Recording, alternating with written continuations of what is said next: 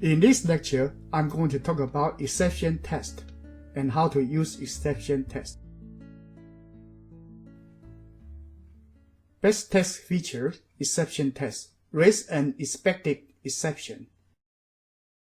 In certain situations, programmers want to make sure an exception is raised under the test precondition that he has set up. Say he knows that a division by zero will happen somewhere in the program. He wants to make sure under that condition the exception will be raised for sure. Exception may not be a bad thing as long as you know how to handle it. So sometimes if you want the exception to happen, you should make sure your program will happen. There are several ways to do it. Right here, I also introduce using rules to influence JUnit test execution at rule annotation. JUnit rules allow you to write code to inspect a test before it is run, modify whether or how to run the test, and inspect and modify test result. You need to import org.junit.rules.expected exception. Expected exception is one of the rules. There are several different rule classes. Overview of rules. The JUnit rule mechanism includes three main parts: statement in which run test, rules which choose which statement to use to run test, and rule annotation which tell JUnit which rule to apply to your test class. Flow. To execute each test method, JUnit conceptually follow this flow. Create default statement to run the test. Find all test classes rule by looking at public member fields annotated with @rule, and that rule will be used. Call each rule apply method telling it which test class and the method are to be run. For each rule is a class, and those objects need to be created by @rule annotation. And then that object will have apply method, and that apply method is run by JUnit flow. And then what statement JUnit has gathered so far. Applied decided to run the test, select and create appropriate statement to run the test, and return that statement to JUnit. JUnit then passes this statement to the next rule's apply method. So one rule by another rule. For each rule that apply, certain thing will be returned that will collected by JUnit. Run the test by calling the evaluate method of the statement returned by last rule. So at last, things will be evaluated, and that will be related to your JUnit test program. We'll see one example after this. Now, let's go to this program, test structure, JUnit exception test.java. We will do example in BlueJ, and same version of software, I put it into Eclipse. You can try that as well. In this BlueJ environment, I have a package called test structure. Click it, and then there are several classes. Right here, I have a unit test, JUnit exception test. Let's click it.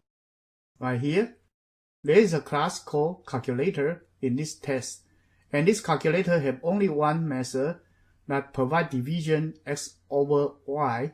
If y is 0, we have division by 0 problem that will raise an arithmetic exception through this throw statement as an outgoing exception object. Otherwise, x divided by y will be returned. And then for our test feature, we have before and after. At the before, we initiate this calculator object to call. And then in test method, we assert that assert equals calc.division 4 over 0. Let's modify a little bit. First, turn on the normal test condition. Comment out the expected output. And then change this y to 2. Now let's compile. And test it. Okay, the test result passed because there is no exception being raised. Nothing been wrong, so the test passed by normal condition. Now, let's modify this y to 0.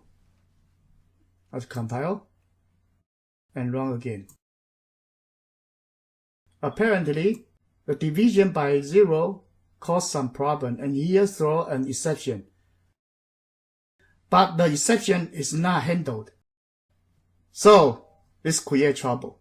The test failed. For us to handle this exception in test condition, we can turn on the expected. So when that exception being raised, we know that it is expected. So we'll bypass the test condition. Compile it and test. Now it's okay. Now let's change 0 back to 2. So there will be no exception, and let's see the result. Now it's wrong, because we are expecting a certain expected exception, a arithmetic exception. So test with expected exception and without expected exception, the difference is the one without expected exception, we assume that there is no exception. But with the exception, that means that we are expecting certain exceptions. So we need to properly use it. Let's change back to 0 and look at the second example. The second example, we need to import the rule that expected exception. This is one rule. So rule is right here being written down. We create an object called thrown. And then expected exception but none. So this pointer is pointing to an exception list. But that it had nothing in there for as the initial condition. But division by 0 is the same. So in this throw arithmetic exception method, we do a third after the thrown.expect. So this one is the one to apply the rule. Right here in this method, it is expecting a certain arithmetic exception.